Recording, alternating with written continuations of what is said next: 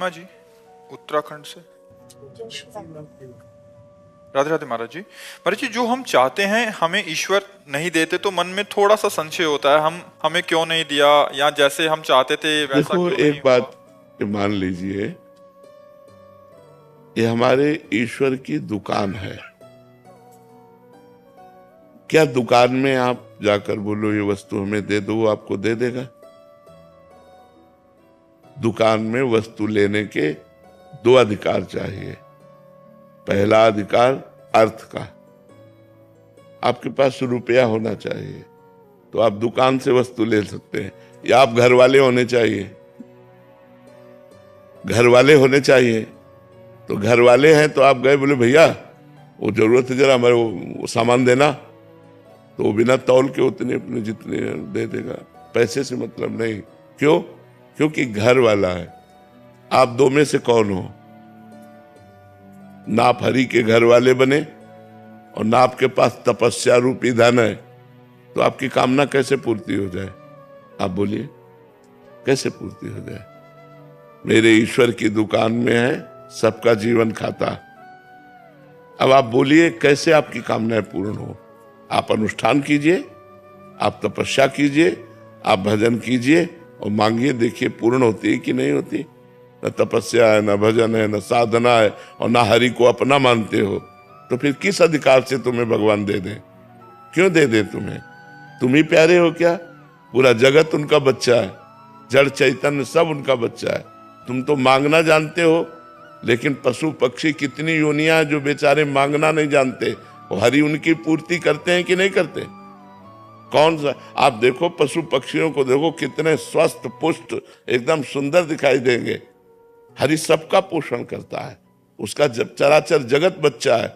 लेकिन अगर मांग, तो मांग दो से ही पूर्ति होती है, या तो तुम्हारे पास धन हो या तुम दुकान वाले के घर वाले हो।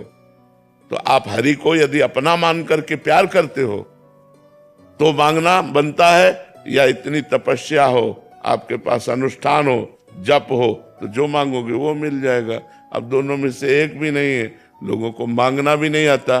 ठाकुर जी के पास जाते हैं, बोलते मैं एक भोग लगाऊंगा, हमारा काम कर दो। ठाकुर जी से मांगना भी नहीं आता। ठाकुर जी को ठाकुर जी मानो यार, प्रभु को प्रभु मानो, और अपना स्वामी मानो, अपना प्रीतम मानो, अपना यार मानो, तो अभी काम बनने लगे। आप क्या सोचते हो? आपके परिवार में कितने लोग हैं? परिवार में कितने लोग हैं? 13। 13। 13 तुझको अर्पण कर दो। क्या लागे मेरा, भी सारी बात बन जाए।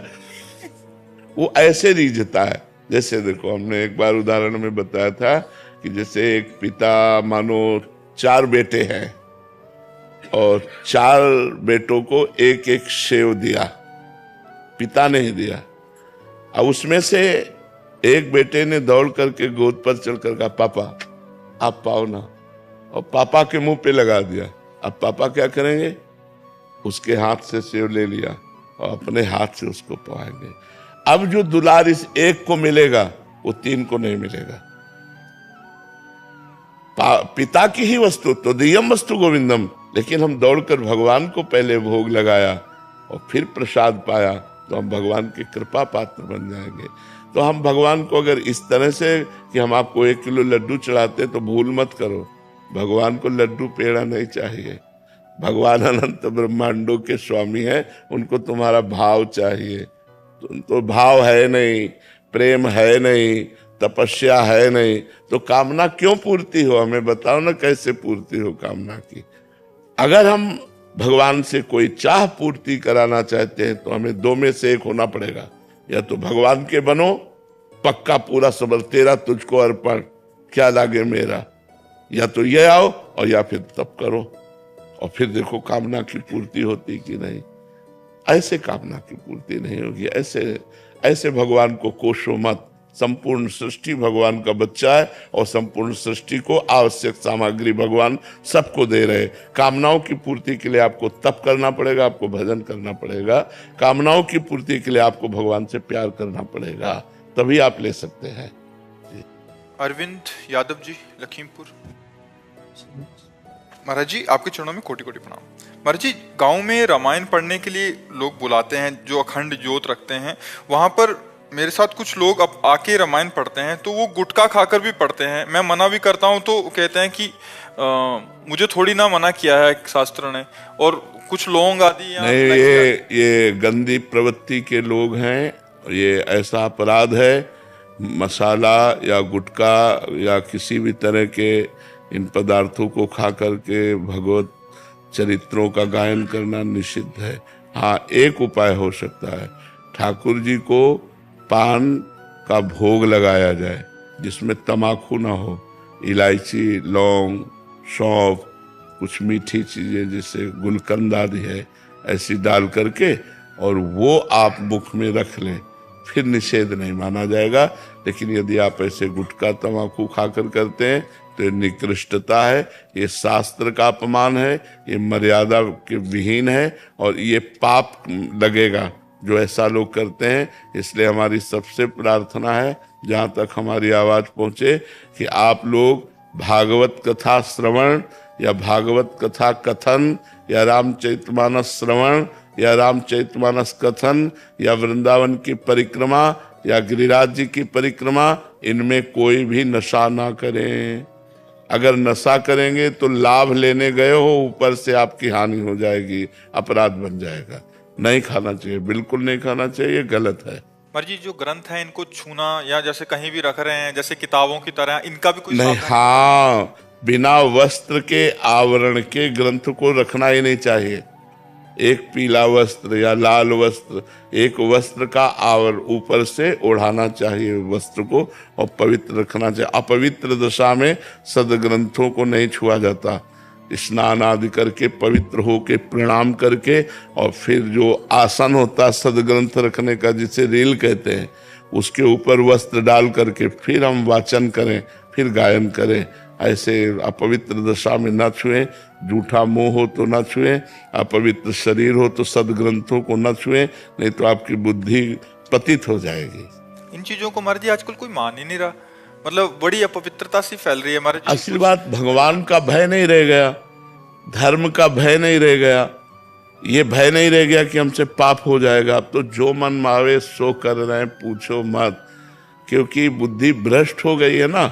भय हो तो हमें लगे कि हम गलत करेंगे तो हमारा पुण्य नष्ट हो जाएगा, भगवान नहीं मिलेंगे, हमारे को हानि होगी। अब तो बड़े भाग्य हैं जो कोई भगवान के इन ग्रंथों का वाचन करता हो, कथन करता हो, पाठ करता हो।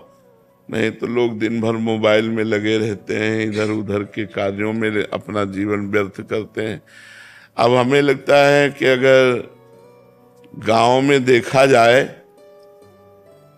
तो पहले जब हम बच्चा थे तो 2, 4, 6 जगह लालटेन जला करके रामचरितमानस का गायन होता था। 10, 5 बूढ़े बैठे हैं, रामायण हो रही, कहीं भागवत कथा हिंदी की हो रही। अब देखा जाए तो हमें लगता है एको जगह ऐसा होना मुश्किल है पूरे गांव में। कहीं कोई मंदिर आदमी कर रहा हो तो कर रहा है, नहीं तो अब कहाँ, अब तो घर में टीवी चल गई है, जेब में मोबाइल है, तो ऐसा कोई, तो अब पवित्रता का ज्ञान नहीं रह गया है। अब शौचालय में वही मोबाइल लेकर के गए तो मोबाइल को स्नान तो नहीं करवाया ना, वैसे ही मोबाइल लिए रसोई में घूम रहे हैं, वैसे तो वो बुद्धि को पतित नहीं करेगा।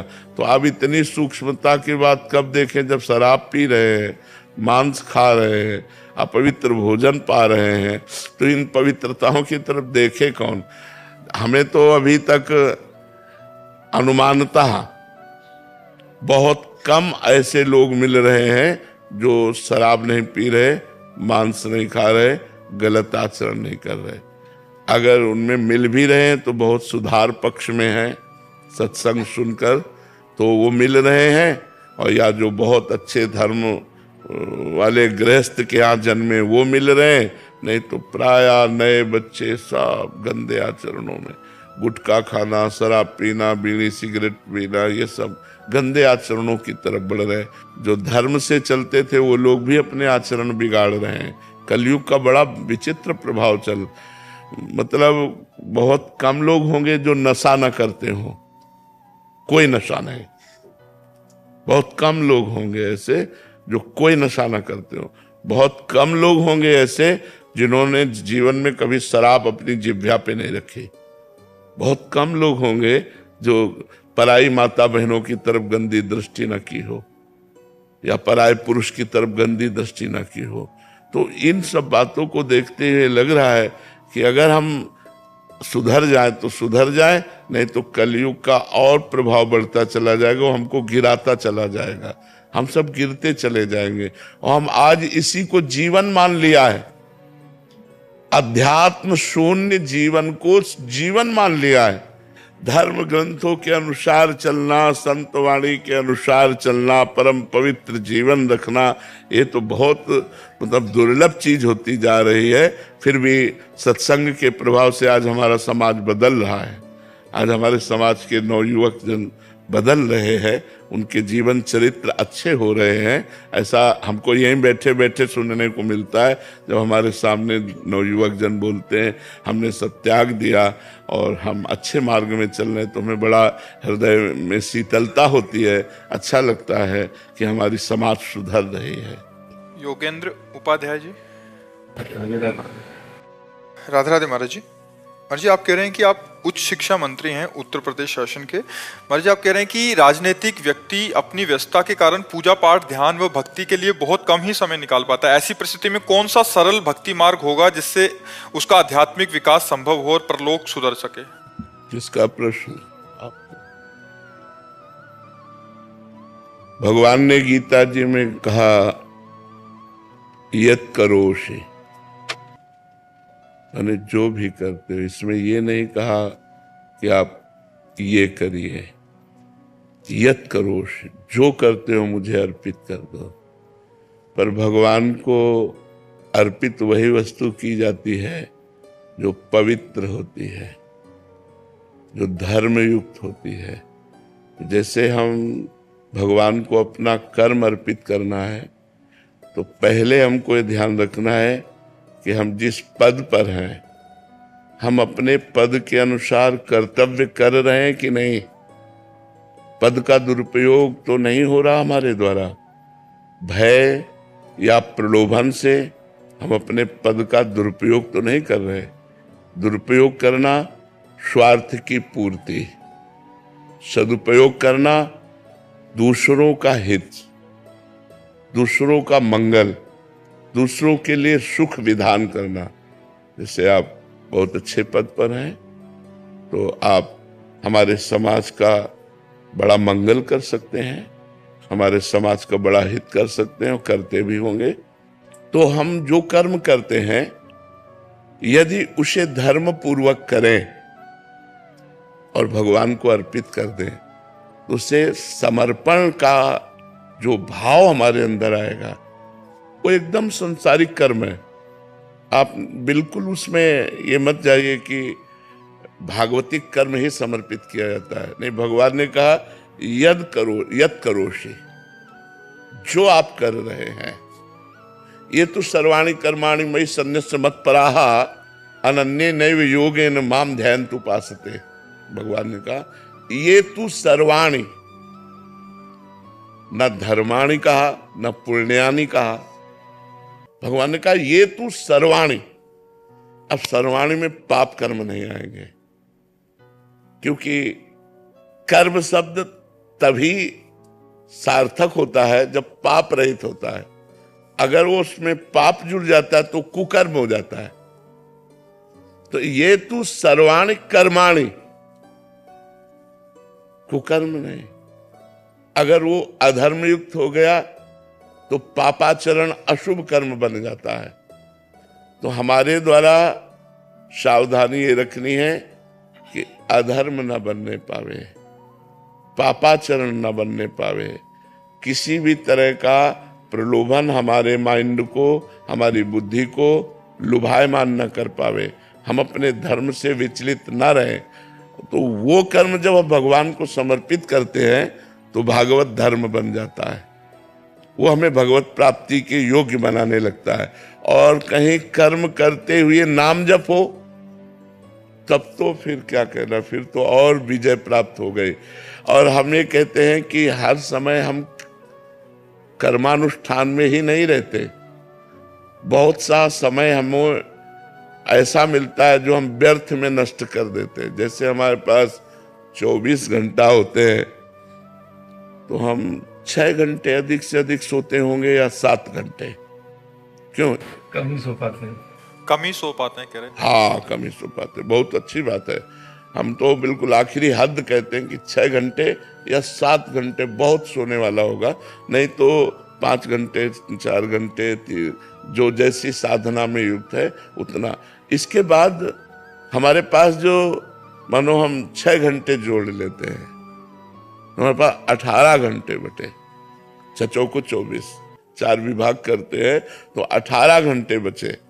6 सोने में चले गए, 18 घंटे में हम 12 घंटे सेवा रख लें, 12 घंटे काम रख लें, ये बहुत बिजी कार्य 12 घंटे। हमें लगता है कोई मुश्किल ही 12 घंटे कार्य करता होगा बराबर अनवरत, नहीं तो थोड़ा काम किया फिर विश्राम, थोड़ा काम किया फिर विश्राम, ऐसे। तो जब हमें विश्राम की स्थिति मिली तब तो नाम जप कर सकते हैं। और हम 12 घंटे अगर लगातार सोच लेते हैं तो 12 और 6 18 घंटे हो गए। 18 घंटे के बाद हम 2 घंटे भोजन में रख लेते हैं, 2-3 टाइम जितना भी आप पाए, तो 19-20 घंटे हो गए। 20 घंटे के बाद हम 1 घंटा मनोरंजन रख लेते हैं। संसारिक आदमी अगर करना भी चाहे, पेपर पढ़ना है, समाचार देखना है या और भी जो भी करना है, इसके बाद 3 घंटे ऐसे बचते हैं जिनमें आप बिल्कुल भजन कर सकते हैं। आप उन 3 घंटे में बताओ क्या कर सकते हैं? हमने 12 घंटे आपको काम के लिए दिए, 6 घंटे सोने के लिए दिए, 2 घंटे भोजन के लिए दिए, 1 घंटे मनोरंजन के लिए दिए, तो 3 घंटों का प्रयोग आप बताओ कहां करोगे?